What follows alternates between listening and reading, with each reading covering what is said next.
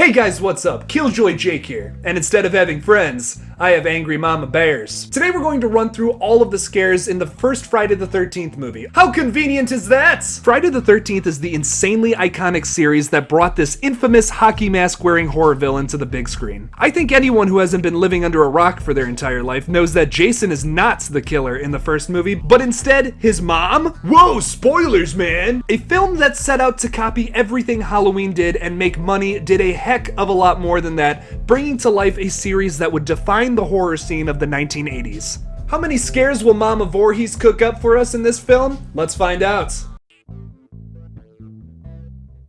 The movie starts in the bad old days of 1958 at Camp Crystal Lake, a place that I can't believe people would keep sending camp counselors to. A bunch of church camp kids are singing some Bible tunes and giving each other sexy eyes. The two run off to go commit some sins, and something tells me they're not going to use God's loophole. They start swapping spit in the barn, then we get some chit-chit-chiz and some ah-ah-ahs from an unknown person walking up the stairs. This unknown person stabs Romeo here in the gut and we get our first jump of the movie. He falls to the floor holding a half pound of ketchup on his stomach. His girlfriend is then killed in a really weird slow motion transition to a somewhat big budget title card. Holy crap, that title card broke my TV! Also, is now a good time to say that besides the creepy chiz and ahs, the score for these films are lame?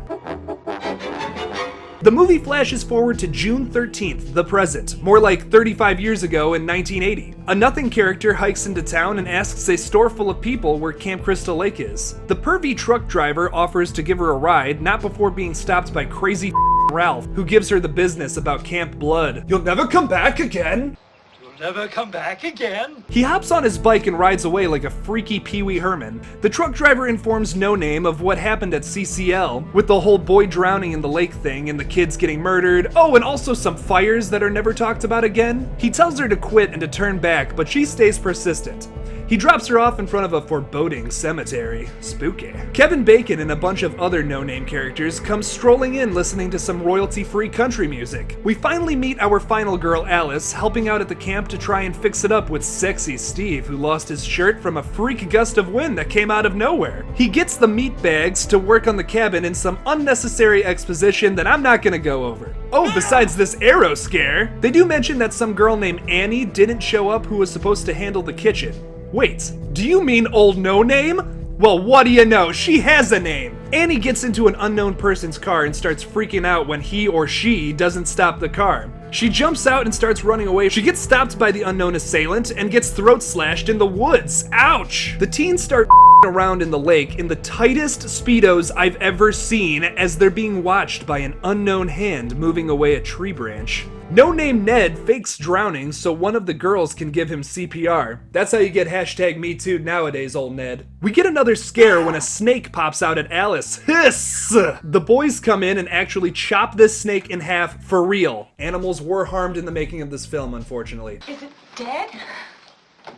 Either that or it's got a very short clone. A cop rolls up to the camp while this idiot makes fun of Native Americans. I'm just fooling around. The cop is looking for old crazy Ralph and tells them to call if they see him around. He pieces out with his dope shades, giving a dumb last line. We ain't gonna stand for no weirdness out here. I wonder where that crazy Ralph dude is. Oh, he's obviously hiding in the pantry for a scare, Alice. Like, seriously, what is he doing in there? Trying to steal some tricks or something? They're for kids, Ralph! Kids! He tells them the same old mumbo jumbo, that they're doomed and that the place has a death curse. This place is cursed. Cursed. He books it out of there on his Pee-wee bike like a Stranger Things kid. The Baconator gets frisky with a no-name, while racist no-name sees some creepy lady hanging out in front of his cabin. We see him go in there and he'll probably be okay, right? Yeah, probably. Derain puts bacon gravy in a smexy mood, so him and Marcy go in there and get it on. They have some weird-ass pretend like we're actually doing it sex when it fades up to racist no-name with his neck slit above them on the top bunk. How would they not notice him? Like, what the f***? Marcy goes to take a dump and leaves Baconzilla all to his lonesome when suddenly someone's hand grabs him from underneath the bed and drives an arrow through his neck, giving us a good old scare. So you're telling me she slid under there, hid, and waited to kill him, and sat through all that sex? And this is so dumb. Come on, Baconzilla. Alice tells this douche to stop being that guy who plays guitar at the party. That's nice. and they start playing strip Monopoly, so that these other characters have something to do in the meantime. Marcy goes to the bathroom to take a massive shit when suddenly someone walks in there with a bad cough, or I mean chewing and ahing. She talks silly to herself in the mirror and hears a spooky noise. Unwisely thinking it's Jack pulling a prank on her, she checks the stall only to get an axe to the face! Ooh, that will definitely leave at least a bruise. The strip Monopoly game gets interrupted by a door swinging open by some random storm wind when Brenda realizes she left her windows open in her cabin and leaves, giving us a huge red flag that she's about to die. We cut to a diner that we'll see again in the series, where sexy shirtless Steve found his flannel and is enjoying some midnight coffee. He goes back to camp in what looks like the same Jeep the killer was driving earlier? That's a weird continuity error even for this movie. He breaks down to be discovered by a policeman who gives him a lift back to camp. Brenda, who is only in this movie to up the body count, hears someone saying, "Help me," outside, and she goes to investigate. Cutting to the chase here, we get a little scare with the lights all turning on in her face, and she screams off screen. Alice hears it, and her and Bill go to check it out. They go to Brenda's cabin where they find a bloody axe underneath her pillow. Huh, probably nothing to get alarmed about considering how nonchalant their reactions are. What is going on? They run around the camp and can't find anyone. A nice pan shot shows us that someone has cut the phone lines and none of the cars are starting. Freaky, bruh! Sexy Steve gets dropped off at camp only for some creeper with a flashlight to jump scare him in the stomach to death. While Alice takes a little nappy nap, Bill starts working on the generator when we get a cut scare back to Alice, who just woke up screaming for old Billy Bob. She nervously makes some tea before setting out to find Bill. She finds him pinned up against the door with arrows in a scare that's too slow to get me personally, but sure, let's count it. Alice runs back to her cabin and barricades the door. We get a jump scare as Brenda's body is thrown through the window with some shitty dead acting. Alice goes around her as slowly as humanly possible in terror and sees some headlights coming up. She runs outside and meets Mrs. Voorhees. Well, I'm Mrs. Voorhees. Who seems oddly chill about this whole situation. She tells Alice that it was her little Jason that drowned in the lake all those years back. He wasn't a very good swimmer. And then comes at her with a knife, revealing who the real killer of this movie is the whole time. What? No way, bro, I didn't see that coming. Yeah, if you've seen Scream, that movie basically ruined this for you. Alice runs around and sees the rest of her dead friends literally hanging out around camp. Mrs. Voorhees creepily talks to herself and runs after Alice.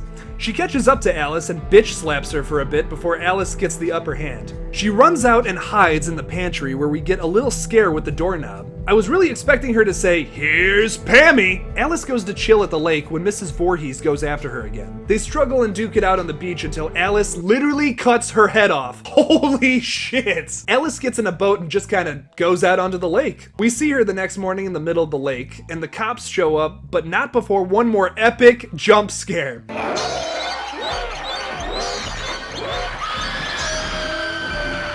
Swamp Jason, played by Ari Lehman, drags her into the water, but oh wait, it's just a dream! Alice wakes up in the hospital and asks if Jason is still there. The cop tells her they didn't find any boy named Jason, and the movie ends with this epic line. Then he's still there.